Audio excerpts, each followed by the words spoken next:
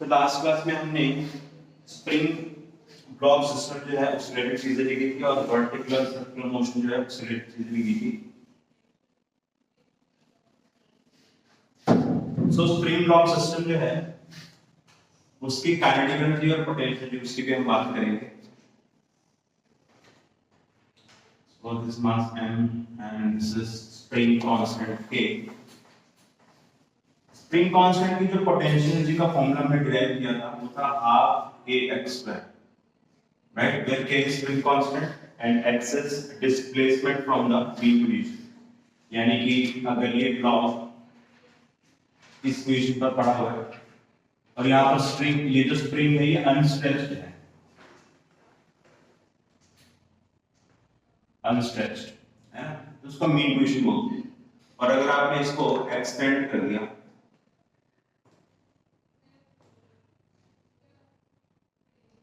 x distance, इस situation में इसके पास जो पोटेंशियल एनर्जी होगी वो हो जाएगी हाफ kx, राइट, है ना। अब पोटेंशियल एनर्जी तो हो गई इसकी, राइट, हाफ kx स्क्वायर, है ना। अब अगर हम टोटल मैकेनिकल एनर्जी की बात करें, total mechanical energy of system, ठीक है, वो हो जाएगा आपका kinetic energy plus potential, right. So mechanical energy का मतलब क्या होता है, काइनेटिक एनर्जी और पोटेंशियल एनर्जी का सम होता है, चाहे किसी भी सिस्टम के लिए हो। यहाँ पर हम स्प्रिंग ब्लॉक सिस्टम की बात कर रहे हैं तो स्प्रिंग ब्लॉक सिस्टम की काइनेटिक एनर्जी और पोटेंशियल की बात होती है। तो काइनेटिक एनर्जी कितनी होती है, हाफ mv स्क्वायर, राइट, और पोटेंशियल हमने निकाली हुई है हाफ kx स्क्वायर, ठीक है। ये मैकेनिकल एनर्जी होगी किसकी, स्प्रिंग ब्लॉक सिस्टम की।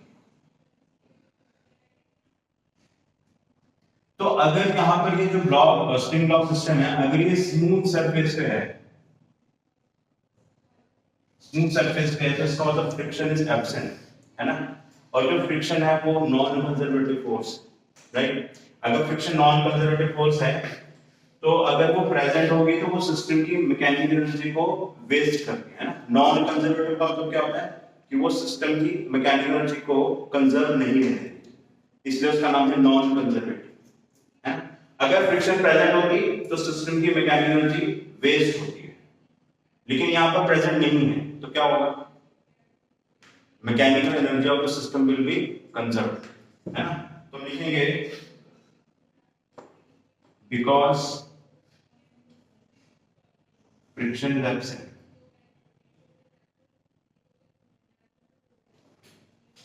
Kinetic energy plus potential energy यानी कि मैकेनिकल एनर्जी कंजर्व। अब कंजर्व का मतलब क्या है, देखो ये जो स्प्रिंग ब्लॉक सिस्टम है, जब आपने इसको x डिस्टेंस से एक्सटेंड कर दिया तो आपने इसको पोटेंशियल एनर्जी दे दी, और आप इसको यहां से एक्सटेंड करके छोड़ेंगे तो क्या होगा, अगर स्प्रिंग ब्लॉक सिस्टम को ऐसे मैंने खींच दिया और उसके अंदर छोड़ूंगा उसको तो क्या होगा, वापस जाएगा, ठीक है। तो वो कौन सी एनर्जी की वजह से वापस जा रहा है, हमने जो उसको पोटेंशियल एनर्जी दी है, ठीक है, वो पोटेंशियल एनर्जी, ठीक है, कन्वर्ट होगी काइनेटिक एनर्जी में, है ना, क्योंकि आप इसका ऐसे छोड़ोगे तो ये इसकी स्पीड बढ़ना शुरू हो जाएगी। That means potential energy is getting converted into kinetic energy, right. जब ये ब्लॉक यहां पहुंचते पहुंचते मीन पोजीशन आ जाएगा तो इसका एक्सटेंशन 0 हो जाएगा, एक्सटेंशन 0 होते ही पोटेंशियल एनर्जी 0 हो जाएगी। तो इसका मतलब क्या होगा, यहां से आपने छोड़ा, यहां से इधर आते आते जब ये मीन पोजीशन पर पहुंचा तो पोटेंशियल एनर्जी 0 हो गई और काइनेटिक एनर्जी मैक्सिमम हो गई, क्योंकि सारी पोटेंशियल कन्वर्ट हो चुकी है काइनेटिक, ठीक है। अब आपको क्या लगता है कि इस मीन पोजीशन पर अगर उठ जाएगा या फिर आगे जाएगा, आगे जाएगा, है ना। आप इस ये मीन पोजीशन है, आपने इसको ऐसे एक्सटेंड करके छोड़ दिया तो ये पहले यहां आएगा, लेकिन क्योंकि इसका मोमेंटम है तो ये आगे भी जाएगा। तो अब क्या होगा, ये जो ब्लॉक है ये इस डायरेक्शन में जाते जाते यहां पर आके रुक जाएगा, तो अब उसकी स्पीड 0 हो गई, है ना, और वो कंप्रेस हो चुका है। देखो अब ये सिचुएशन है,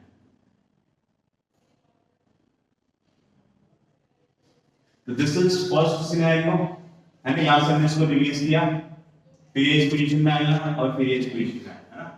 यहाँ से छोड़ा, पहले इधर गया और फिर और इधर गया, फिर थर्ड से जाएगा। मैं आपको ये चीज एक्सप्लेन करना चाह रहा हूँ कि there is a conversion of kinetic energy and potential energy inside the system, but still total energy जो है वो कंजर्व है। भले ही काइनेटिक एनर्जी पोटेंशियल के आपस में एक्सचेंज हो रही है, लेकिन सिस्टम की जो मैकेनिकल एनर्जी है वो कंजर्व है, राइट?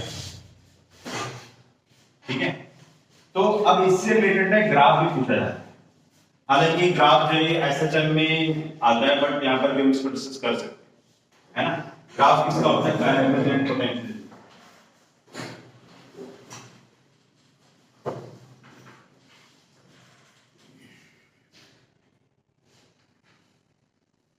ओके, तो देखिए काइनेटिक एनर्जी और पोटेंशियल का जो ग्राफ है, ठीक है, वो हम ड्रॉ करेंगे। हालांकि ये ग्राफ हम एसएचएम चैप्टर में दोबारा डिस्कस करेंगे और यहाँ पे हम डिस्कस कर सकते हैं। तो ये जो y एक्सिस है, यहाँ पर एनर्जी की बात करेंगे और इस डायरेक्शन में है एक्सटेंशन,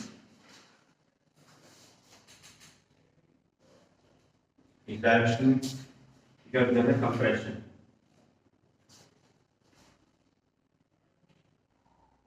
ठीक है, तो जब ये ब्लॉक मीन पोजीशन पर होगा तो एक्सटेंशन जीरो होगा, एक्सटेंशन जीरो होगा, x जीरो होगा, है ना? तो इसका मतलब पोटेंशियल जीरो होगी, यानी कि मीन पोजीशन पर यहाँ पर पोटेंशियल जीरो है। पोटेंशियल जीरो है, लेकिन काइनेटिक एनर्जी इस मोमेंट पे मैक्सिमम होगी, है ना? क्यों? क्योंकि आपने जब इस ब्लॉक को यहाँ से रिलीज किया तो जो पोटेंशियल आपने सारी टोटल एनर्जी दी थी वो सारी की सारी कन्वर्ट हो जाएगी काइनेटिक एनर्जी में जब ये मीन पोजीशन पर आएगा, क्योंकि पोटेंशियल एनर्जी जीरो हो चुकी है ना? इस केस में काइनेटिक एनर्जी इस पॉइंट पर मैक्सिमम होगी और वो कितनी होती है? हाफ एम वी मैक्स का स्क्वायर, पोटेंशियल जीरो होगी। ठीक है, तो जब ये जो ब्लॉक है जब ये यहाँ पर था तो इसकी पोटेंशियल एनर्जी मैक्सिमम थी इस पॉइंट पर, तो ये यहाँ पर हम पॉइंट लगाते हैं, यहाँ पोटेंशियल एनर्जी मैक्सिमम। और जब ये ऐसे कंप्रेस हो जाएगा यहाँ पर, तो यहाँ पर इसकी पोटेंशियल एनर्जी मैक्सिमम होगी और काइनेटिक एनर्जी जीरो होगी। इस पॉइंट पर काइनेटिक एनर्जी जीरो है, यहाँ भी काइनेटिक एनर्जी जीरो है और इधर पोटेंशियल एनर्जी मैक्सिमम है। तो इसका ग्राफ कैसा बनाएंगे? यहाँ पर ना हम काइनेटिक एनर्जी और पोटेंशियल का दोनों का ग्राफ एक साथ ड्रॉ करते हैं। ठीक है, अब आपको वैसे दोनों ही साथ क्यों अलग अलग कर दूं? ऐसा इसलिए क्योंकि बुक्स में भी वो एक साथ ही ड्रॉ हमें आपको एक साथ दिखेगा। ठीक है, तो ग्राफ कैसे ड्रॉ होगा? Potential energy is like this and kinetic energy को थोड़ा सा मैं हाईलाइट कर रहा हूँ, it is like this, right? तो जब ये ब्लॉक मूवमेंट कर रहा है तो एक्सट्रीम पोजीशन पर पोटेंशियल मैक्सिमम है और जब वो इधर आने लगेगा इस मोमेंट इधर है ना, तो धीरे धीरे इसकी पोटेंशियल एनर्जी कम होती जा रही है और देखो काइनेटिक एनर्जी बढ़ती जा रही है। एक मोमेंट आएगा कि दोनों बराबर होंगी, फिर वो इधर और इधर चला जाएगा तो फिर काइनेटिक एनर्जी बढ़ने लग जाएगी और पोटेंशियल एनर्जी कम होने लग जाएगी। मीन पोजीशन पर आकर potential zero, kinetic energy maximum. फिर इसका जब ये यहां से मीन पोजीशन से इधर पर आएगा तो काइनेटिक एनर्जी रिड्यूस होना शुरू हो जाएगी और पोटेंशियल एनर्जी बढ़ना शुरू हो जाएगी। तो इस तरीके से इसकी जो काइनेटिक एनर्जी और पोटेंशियल एनर्जी वो आपस में एक्सचेंज होते रहते हैं, but total mechanical energy of the system is conserved. Conserved मतलब कांस्टेंट रहेगी, राइट? ठीक है, तो ये आप ग्राफ ड्रॉ कर लीजिए, है ना? और इसके बाद एक क्वेश्चन करना है आपको, मैं दे देता हूँ क्वेश्चन।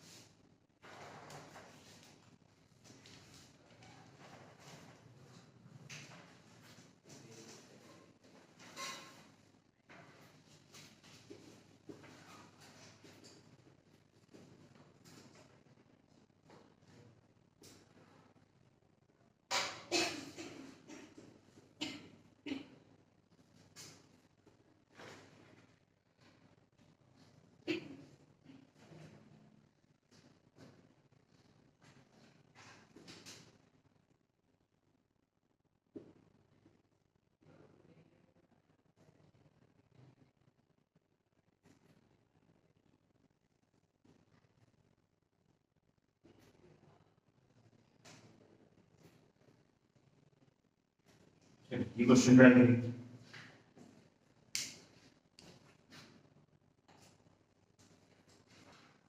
11th वाले बच्चे देखिए, जब हमने इस ब्लॉक को यहां पर एक्सटेंड किया, क्वेश्चन बोला गया it is extended by 10 centimetre and released word का मतलब होता है u is equal to co। ये आप याद रखिए फिजिक्स।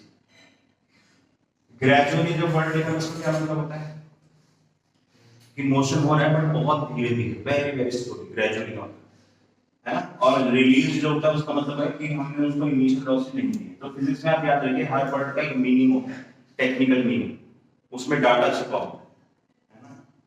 तो u यहां पर 0 है और एक्सटेंशन हमें बता दिया गया है, तो यहां पर मैकेनिकल एनर्जी सिस्टम की हमें पता है ना। और यहां पर जो मैकेनिकल एनर्जी है क्या है, एक्सटेंशन कितना है, हाँ 5 सेंटीमीटर पर आप मैकेनिकल एनर्जी लिख सकते हो, वहां पर हमें v नहीं पता है तो भी निकाल ली है ना। और ऐसे निकालने की जरूरत नहीं, आप सीधा इधर निकाल देखो, जब इसका एक्सटेंशन 5 सेंटीमीटर होगा यहां पर होगा ना, ये 5 सेंटीमीटर एक्सटेंशन होगा, तो मैकेनिकल एनर्जी एट, इसको हम बोल देते हैं ए पोजीशन, इसको बोल देते हैं mechanical energy at A equals to mechanical energy at B.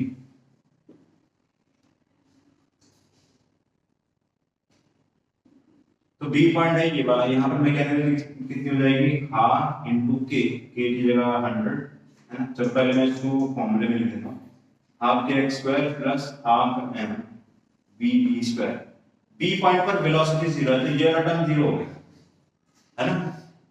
अब हम बात करते हैं ए पॉइंट की, इस पॉइंट की। तो ए पॉइंट पर काइनेटिक एनर्जी एट ए ये हमें निकालनी है, और पोटेंशियल एनर्जी एट ए हम लिख सकते हैं हाफ के इनटू एक्सटेंशन कितना है 5 सेंटीमीटर, बट हमें याद रखना है डाटा हमें ऐसा यूनिट में पुट करना है, तो हो जाएगा 0.05 का स्क्वायर। ठीक है, इसको आप सॉल्व कर लोगे तो kinetic energy at A position आपको मिल जाएगी है ना। काइनेटिक एनर्जी मिल जाएगी और पोटेंशियल भी आप इस फॉर्मूले से निकाल सकते हो। तो काइनेटिक एनर्जी और पोटेंशियल दोनों आ गए इस पॉइंट, राइट। चलिए आगे बढ़ते हैं नेक्स्ट।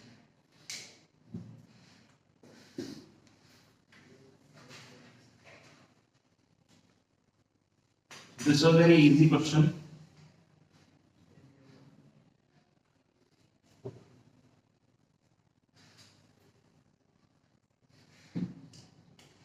चलिए नेक्स्ट टॉपिक हमारा है कोलिजन।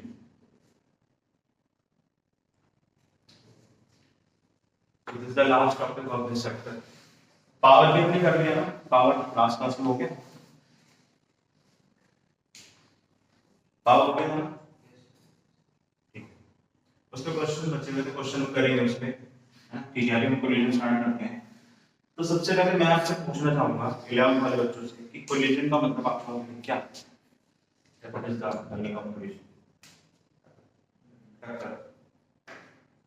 तो अगर आपसे कुछ कोई पूछे define collision in one line तो आप क्या बोलोगे, टक्कर।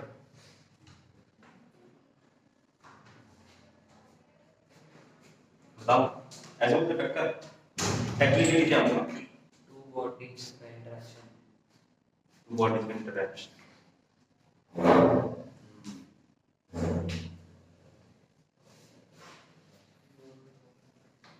तो टू बॉडीज का इंटरेक्शन मतलब अगर सन और अर्थ ये इंटरेक्ट कर रहे हैं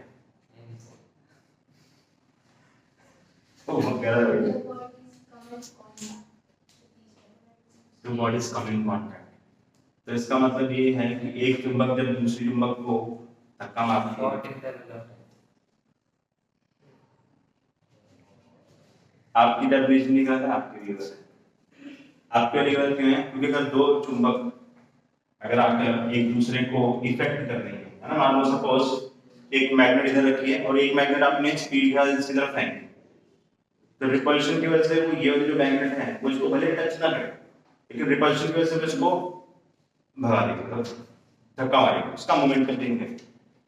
तो फिजिक्स की लैंग्वेज में जो कोलिजन है उसका डेफिनेशन अलग है।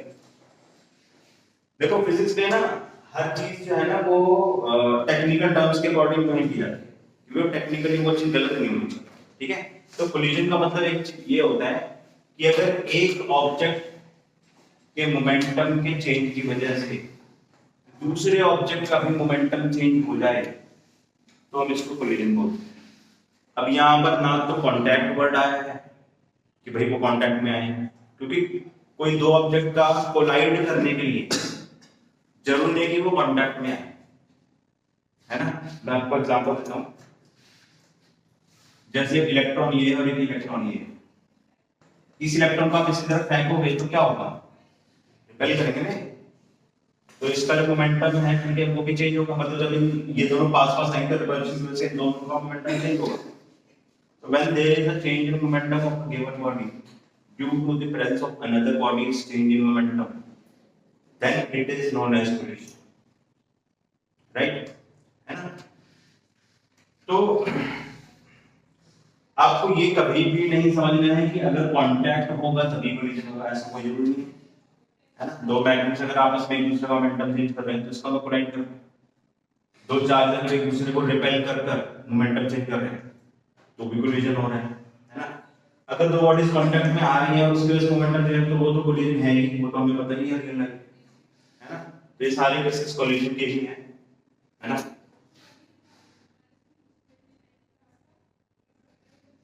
तो इसको हम अगर डिफाइन करें, change in momentum of one body due to change in momentum of another body.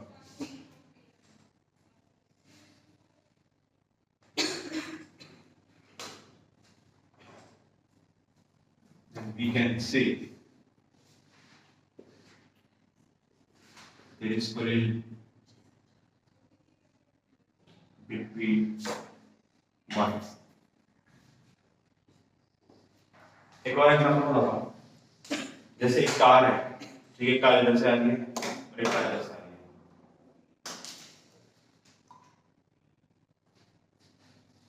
एक कार इधर से आ रही है और एक कार इधर से आ रही है। तो अगर ये वाली कार को दिख रहा है कि हम दोनों के टक्कर होने वाली है, इसको भी लग रहा है इसको भी लग रहा है, लेकिन दोनों ठीक है, तो सोच रहे वो साइड कर ले, वो सोच रहे वो साइड कर ले। अब एंड मोमेंट तक जब तक वो नजदीक नहीं आए दोनों से किसी ने साइड नहीं करी। कई बार होता है ना, एक उधर से आए एक इधर से आए, दोनों सोच रहे कि वो साइड कर लेगा, मतलब ये वाला सोच रहे कि ये साइड कर ले और ये वाला सोच रहा है ये साइड कर ले, दोनों से किसी ने एंड मोमेंट में क्या होता है, एकदम से वो भी स्टीयरिंग घुमा लेता है, पोजीशन क्योंकि पता है टक्कर होने वाली, तो लास्ट दोनों मार। तो क्या हम इसको भी कोलिजन बोलेंगे नहीं बोलेंगे? This is a collision. एक के चेंज मोमेंटम होने की वजह से दूसरा का मोमेंटम चेंज हो रहा है। ओके ठीक है। सो जो कोलिजन है उसको हम क्लासिफाई कर सकते हैं 1D कोलिजन, 1D मतलब one dimension collision, 2 dimensional collision,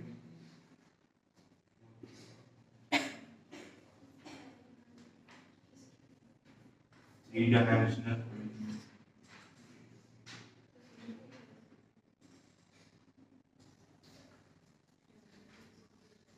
ठीक है। तो मेनली जो इस चैप्टर में हम पढ़ेंगे वो 1D कोलिजन और 2D कोलिजन की बात करेंगे, ठीक है। 3D कोलिजन जो है, ठीक है, वो भी हमारे आप कह सकते हो सिलेबस का पार्ट नहीं है क्योंकि ये बहुत ज्यादा कॉम्प्लेक्स होता है। 2D कोलिजन भी ऑलरेडी कॉम्प्लेक्स होता है बट इसको तो हम फिर भी समझ सकते हैं, but 3D is very complex, ठीक है। तो अगर क्वेश्चंस आएंगे तो 1D कोलिजन पे आएंगे, most of the question 1D collision पे आते हैं, 90%, 5 से 10% 2D कोलिजन पे आ सकते हैं, ठीक है। ओके, तो कोलिजन जो है ये तो आपने डायमेंशंस के हिसाब से इसको क्लासिफाई कर रहे हैं, राइट। सो कोलिजन को हम एक और तरीके से क्लासिफाई कर सकते हैं।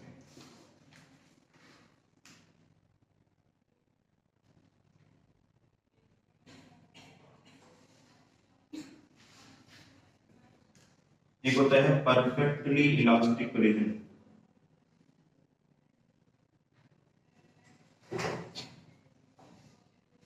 एक होता है परफेक्टली इनइलास्टिक कोलिजन।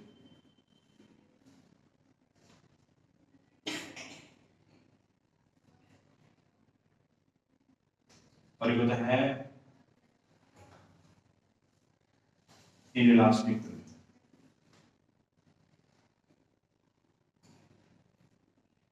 तीनों को मैं आपको एग्जाम्पल के साथ समझा दूंगा, क्लियर हो जाएगा कि कौन सी बात होती है। तो आपने देखा होगा कई बार, इसको हम चलो एग्जाम्पल से समझते हैं।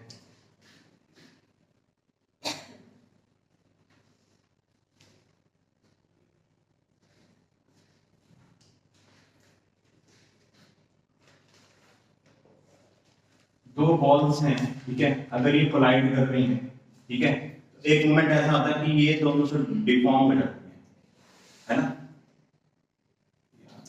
आपको अच्छे से समझ में आएगा स्प्रिंग लॉ से।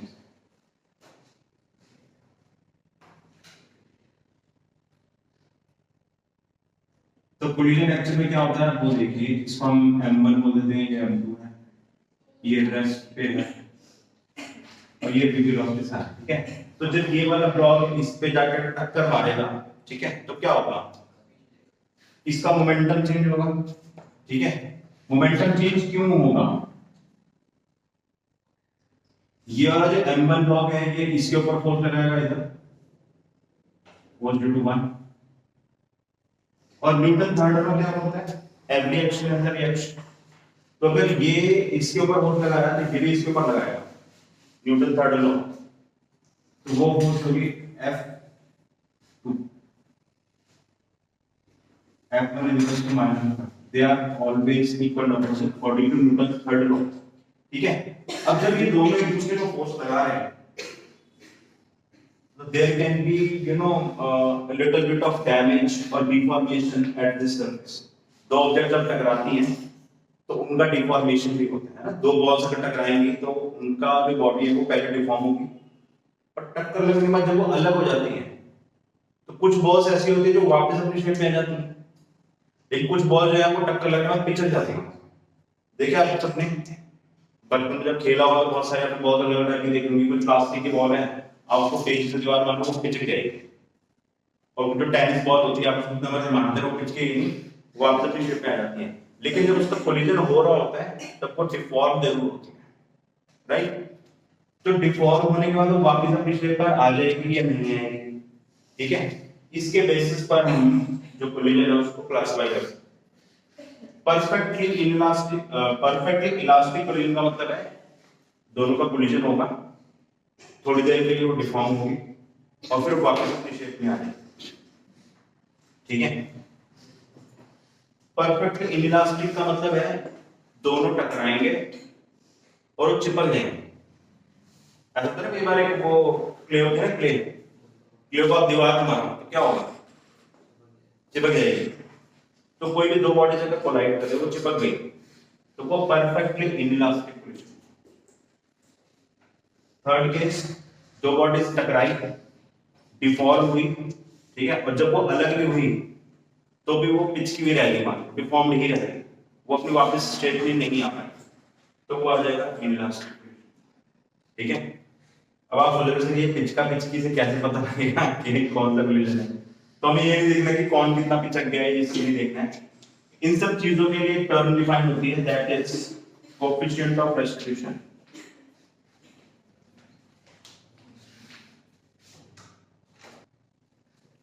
सही, तो देखिए जो कोलिजन हो रहा है ना, उसमें कोई भी जो दो ऑब्जेक्ट्स हैं उनके बीच में जो कोलिजन हो रहा है उसमें किस टाइप का कोलिजन है वो हम ऐसे नहीं देखेंगे कि कौन कितना पिचक गया है, कौन कितना डिफॉर्म हो गया, वो सब करके नहीं देखेंगे। इसके लिए एक टर्म है जो हमें बताएगी कि कोलिजन कैसा हुआ, and that is coefficient of restitution, इसको हम ई से रिप्रेजेंट करते हैं, है ना।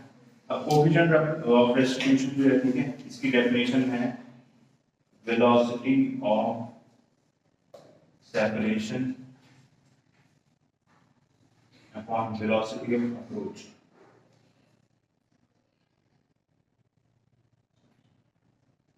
यानी कि v2 minus v1 upon u1 minus v2। अब ये v1 v2 ये सब क्या है, ठीक है, यहाँ पर हम देखते हैं। सपोज एक m1 मास है, ठीक है, इसकी इनिशियल वेलोसिटी है u1, और एक m2 मास है, इसकी इनिशियल वेलोसिटी है u2। ये दोनों ठीक है कोलाइड करते हैं, दे आर कोलाइडिंग।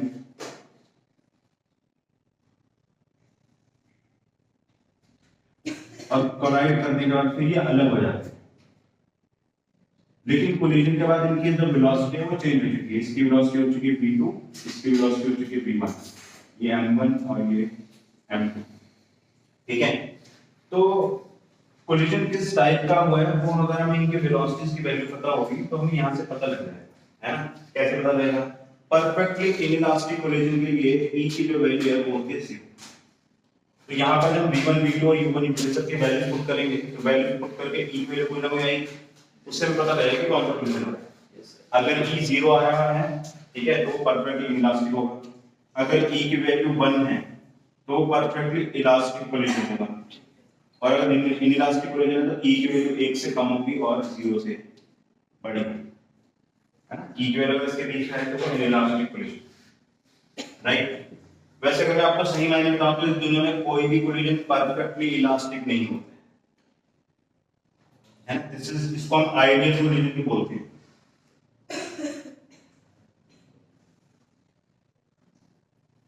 ठीक है, तो मैं आपको एक एग्जांपल दे रहा हूं, जैसे u1 जो है ये है 10 मीटर पर सेकंड, u2 जो है वो है 8 मीटर पर सेकंड, v1 जो है वो हो गया आपका 7 मीटर पर सेकंड और v2 जो है ये आपका हो गया 10 मीटर पर सेकंड। ठीक है, तो कोएफिशिएंट ऑफ रेस्टिट्यूशन कैलकुलेट करके बताइए, और वो कौन सा कोलिजन होगा ये भी कैलकुलेट करके बताइए।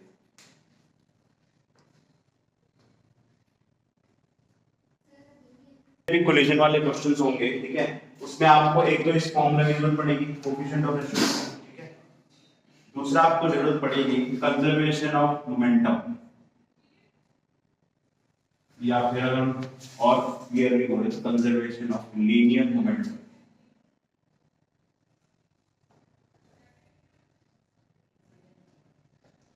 तो conservation, law of conservation of linear momentum, ये लॉ क्या बोलता है? अगर सिस्टम पे if f external is 0 on system,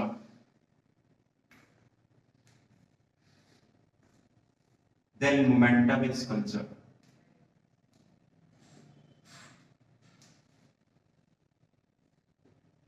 ठीक है, यानी कि f external is equals to delta p by delta t होता है ना, ये न्यूटन सेकंड लॉ पढ़ा है ना।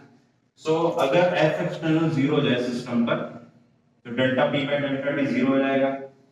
Delta p by delta t 0 है, इसका मतलब है delta is not, delta t के नॉट इज 0, टाइम 0 नहीं हो सकता है ना। तो क्या 0 हो सकता है? डेल्टा p 0 होगा। डेल्टा p 0 होगा, इसका मतलब है डेल्टा p का मतलब change in momentum, change in momentum का मतलब है p final minus p p किसको रिप्रेजेंट करता है? मोमेंटम को, right. Final momentum minus initial momentum जो इज इक्वल टू 0 है, तो p फाइनल जो है वो p इनिशियल के बराबर होगा, राइट। अब अगर यही law of conservation of momentum हम यहां पर अप्लाई करें इस केस में,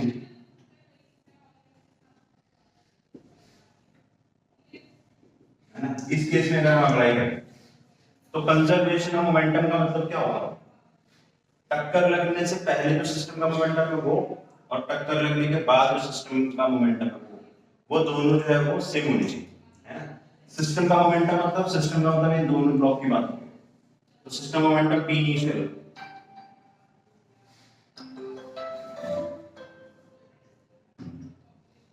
तो p इनिशियल कितना हो जाएगा? m1 u1 m2 u2, p final कितना हो जाएगा? m1 v1 plus m2 v2। और क्योंकि p इनिशियल और p फाइनल ये दोनों बराबर है तो हम इन दोनों को इक्वेट कर देते हैं, m1 u1 m2 u2 is equal to m1 v1 plus m2 v2, right. तो हमारे पास हो गई एक ये इक्वेशन, इक्वेशन नंबर 1 और ये इक्वेशन नंबर 2। इन दोनों को यूज करके हमें v1 और v2 की वैल्यू निकालनी है ना। तो कंजर्वेशन मोमेंटम क्या होगा? सिस्टम का इनिशियल मोमेंटम लिखा और सिस्टम का फाइनल मोमेंटम लिखा, दोनों को बराबर कर दिया, ये हमारा मोमेंटम कंजर्वेशन हो गया। कोएफिशिएंट ऑफ डिस्ट्रीब्यूशन की इक्वेशन ये होगी। इन दोनों इक्वेशन को यूज करके हमें v1 और v2 की वैल्यू निकालनी है। अल्टीमेट गोल हमारा क्या है कि कोलिजन के बाद ये जो दोनों बॉडीज हैं या जो दोनों ऑब्जेक्ट्स हैं इनकी वेलोसिटी कितनी है ये हमें पता लगाना है कोलिजन होने के बाद। ठीक है, तो पहले आप इसको नोट डाउन कर लीजिए। ठीक है, और फिर ये जो दोनों इक्वेशंस हैं, ठीक है, इन दोनों इक्वेशंस को यूज करके आपको v1 और v2 का वैल्यू निकालना है। ठीक है, मुझे इसकी वैल्यूज याद है तो मैं यहाँ पर लिख रहा हूँ, आप भी नोट डाउन कर लीजिए, लेकिन आपको उसको सॉल्व करके भी देखना है ना, सॉल्व करके देखना वो आता है वैल्यूज लिखना है आपको। और ये वैल्यूज जो है हम आगे फॉर्मूला में यूज भी करेंगे। तो v1 is m1 minus em2 u1 m1 plus m2 plus 1 plus e m2 u2 upon m1 plus m2। v2 की वैल्यू आएगी m2 minus e m1 u2 upon m1 plus m2 1 plus e m1 u1 upon m1। ये आपका answer है solve कर। ठीक है, अब आपको थोड़ा आपको कैसे याद होगा थोड़ा आपको भी याद करना, प्रैक्टिस करोगे हो जाएगा। ठीक है, बाकी टेक्निक बता देंगे आपको याद करने की, पहले आप इसको सॉल्व करना सीखिए कि आंसर कैसे आता है।